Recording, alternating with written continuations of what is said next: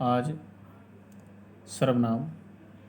पूर्व में इससे पहले हमने संज्ञा शब्द के बारे में समझाया था, क्योंकि हिंदी में व्याकरण बहुत महत्वपूर्ण है। अगर हमको व्याकरण आ गई हिंदी की तो हम हिंदी को आसानी से पढ़ सकते हैं, समझ सकते हैं, लिख सकते हैं। आज का पॉइंट है हमारा सर्वनाम। सर्वनाम शब्द का अर्थ है सबका नाम। वाक्य में संज्ञा की पुनरुक्ति को दूर करने के लिए संज्ञा के स्थान पर प्रयोग किए जाने वाले शब्दों को सर्वनाम कहते हैं। जहाँ संज्ञा आती है, संज्ञा को हटाकर अगर हम उनके स्थान पर जिन शब्दों का प्रयोग करते हैं उसे हम सर्वनाम कहते हैं। जैसे गुंजन विद्यालय जाती है, गुंजन संज्ञा है। वह वहाँ पढ़ती है। अपने वाक्य में गुंजन तथा विद्यालय शब्द संज्ञाएं हैं। गुंजन भी संज्ञा है और विद्यालय भी संज्ञा है। विद्यालय स्थान को दर्शा रहा है, गुंजन व्यक्तिवाचक संज्ञा है। तो गुंजन और विद्यालय के स्थान पर दूसरे वाक्य में गुंजन के स्थान पर वह शब्द आ गया। गुंजन के स्थान पर क्या आया? वह शब्द।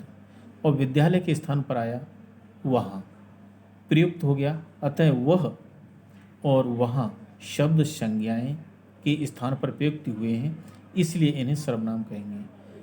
तो वह और वहाँ ये दोनों शब्द सर्वनाम हैं। सर्वनाम के 6 भेद होते हैं, अर्थात सर्वनाम हमारे 6 प्रकार के हैं। पहला है पुरुषवाचक सर्वनाम। जिन सर्वनामों का प्रयोग बोलने वाले, सुनने वाले या अन्य किसी व्यक्ति के स्थान पर किया जाता है उन्हें पुरुषवाचक सर्वनाम कहते हैं। ये पुरुषवाचक सर्वनाम भी हमारे 3 प्रकार के हैं, जिसमें पहला है उत्तम पुरुषवाचक सर्वनाम। ये वे सर्वनाम शब्द जिनका प्रयोग बोलने वाला व्यक्ति स्वयं अपने लिए करता है, जैसे मैं। ये उत्तम पुरुषवाचक सर्वनाम है। हम, मुझे, मेरा, ये हमारे सभी उत्तम पुरुषवाचक सर्वनाम हैं, जो पहला है, जो बोलने वाला व्यक्ति है। अगला है हमारा मध्यम पुरुषवाचक सर्वनाम। वे सर्वनाम शब्द जो सुनने वाले के लिए प्रयुक्त किए जाते हैं उन्हें हम मध्यम पुरुषवाचक सर्वनाम कहते हैं। जैसे तू, तुम, तुम्हें, तेरा, आप, आपका आदि। हिंदी में अपने से बड़े या आदरणीय व्यक्ति के लिए तुम की अपेक्षा आप सर्वनाम का प्रयोग किया जाता है। तीसरा पॉइंट है हमारा अन्य पुरुषवाचक सर्वनाम। वे सर्वनाम जिनका प्रयोग बोलने तथा सुनने वाले व्यक्ति के लिए अन्य व्यक्ति के लिए किया करते हैं, जैसे वह, वे, तुम्हें, इसे आदि। ये हमारा अन्य पुरुषवाचक सर्वनाम है। दूसरा पॉइंट है निश्चयवाचक सर्वनाम।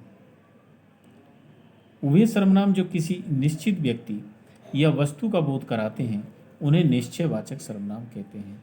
जैसे यह, वह, इस, उस आदि। वह आपकी घड़ी है। वाक्य में वह शब्द निश्चयवाचक सर्वनाम है। वह आपकी घड़ी है। तो निश्चित एक पॉइंट पर हमने इशारा किया है तो वो निश्चयवाचक सर्वनाम होगा।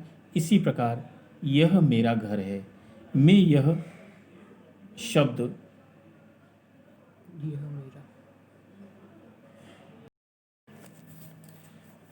अभी तक हमने निश्चयवाचक सर्वनाम तक आपको समझा दिया था।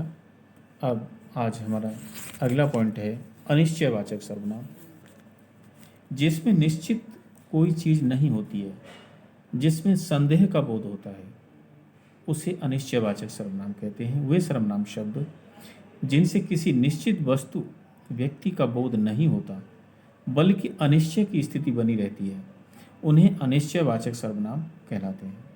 जैसे कोई जा रहा है, तो इसमें कोई जो शब्द है ना, ये अनिश्चय है। वह कुछ खा रहा है। किसी ने कहा था।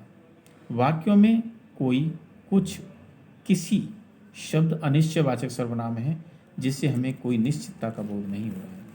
नेक्स्ट चौथा पॉइंट है प्रश्नवाचक सर्वनाम। वे शब्द जो प्रश्न का बोध कराते हैं या वाक्य को प्रश्नवाचक बना देते हैं उन्हें प्रश्नवाचक सर्वनाम कहते हैं। जैसे कौन गा रहा है, तो ये जो कौन शब्द है ना, ये प्रश्नवाचक शब्द है।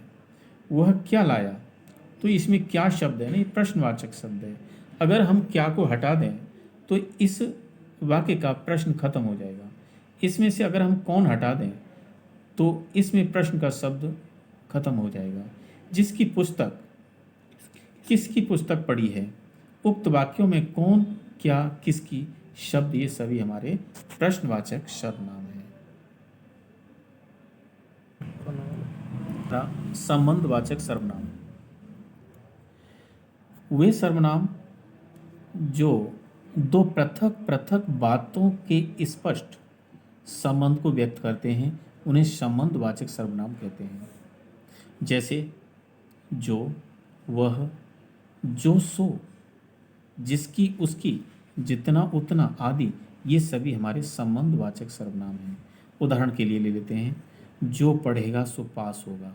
इसमें जो और सो ये दोनों ही शब्द संबंधवाचक सर्वनाम हैं। जितना गुड़ डालोगे उतना मीठा होगा, तो जितना और उतना ये दोनों ही संबंध हमारे संबंधवाचक सर्वनाम हैं।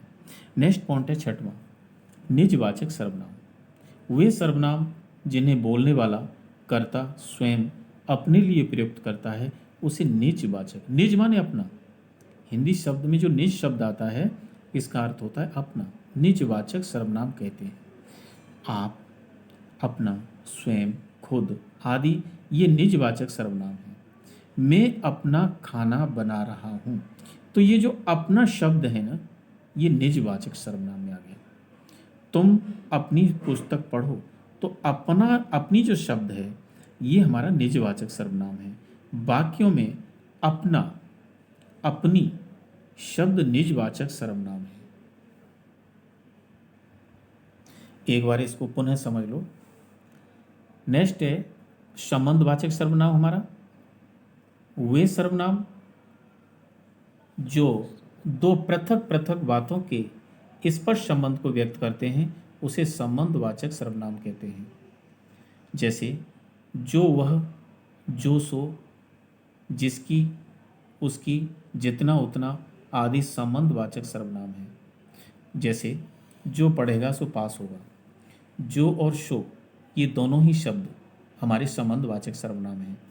जितना गुड़ डालोगे उतना मीठा होगा, तो जितना और उतना ये दोनों ही शब्द संबंधवाचक सर्वनाम हैं। अगला पॉइंट है हमारा निजवाचक सर्वनाम। वे सर्वनाम जिन्हें बोलने वाला कर्ता स्वयं अपने लिए प्रयुक्त करता है उन्हें निजवाचक सर्वनाम कहते हैं। निज का अर्थ क्या होता है? अपना, अपने आप के लिए, स्वयं के लिए। आप, अपना, स्वयं, खुद आदि निजवाचक सर्वनाम कहते हैं। जैसे मैं अपना खाना बना रहा हूँ, तो ये जो अपना शब्द है ये निजवाचक सर्वनाम में आ गया। तुम अपनी पुस्तक पढ़ो, तो जो अपनी शब्द है ये निजवाचक सर्वनाम है। वाक्यों में अपना, अपनी ये सारे शब्द निजवाचक सर्वनाम में आते हैं। तो ये आज हमारा सर्वनाम का चैप्टर, सर्वनाम शब्द की विशेषताएं, परिभाषाएं ये कंप्लीट हो गई। सभी बच्चे सर्वनाम को, सभी और संज्ञा को, संज्ञा और सर्वनाम सभी बच्चे अपनी फेयर कॉपी में कंप्लीटली उतार लें और इसको अपने विद्यालय में आएं और एक बार कॉपी जांच अवश्य करा लें।